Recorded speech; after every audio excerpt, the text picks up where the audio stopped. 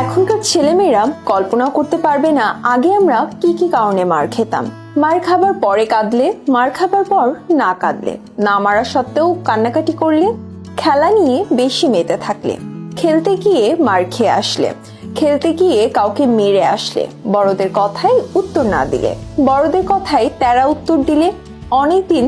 মার না খেয়ে থাকলে, কেউ উপদেশ দেওয়ার সময় গুনগুন করে গান করলে, বাড়িতে অতিথি এলে বা কারো বাড়ি গিয়ে নমস্কার বা সালাম না দিলে, অতিথি এলে তাকে খাবারের প্লেট দিতে যাওয়ার সময় প্লেট থেকে খাবার মুখে দিতে গিয়ে ধরা পড়লে, অতিথিরা খাবার সময় খাবারের দিকে তাকিয়ে থাকবে, অতিথি বাড়ি থেকে চলে যাবার সময় তার সাথে যাওয়ার বায়না ধরলে, খেতে না চাইলে, সন্ধ্যা নামের আগে বাড়ি না ফিরলে, প্রতিবেশীর বাড়িতে গিয়ে খেয়ে এলে, জেদ দেখালে, কারোর সাথে মারামারি করে হেরে এলে, কাউকে বেশি করে পিটিয়ে আসলে, বেশি সময় নিয়ে খাওয়া দাওয়া করলে, বেশি দ্রুত খাওয়া দাওয়া করলে, সকালে ঘুম থেকে উঠতে না চাইলে, রাতে ঘুমাতে দেরি করলে, শীতকালে গোসল করতে না চাইলে, গ্রীষ্মকালে বেশিক্ষণ ধরে গোসল করলে, অন্যের গাছ থেকে আম জাম পেয়ারা পেড়ে খেলে, স্কুলের টিচারদের কাছে মার খেয়েছি খবর পেলে, জোরে উচ্চারণ করে না পড়ে চুপচাপ বসে পড়ার ভান ধরলে বা বিড়বিড় করে পড়লে,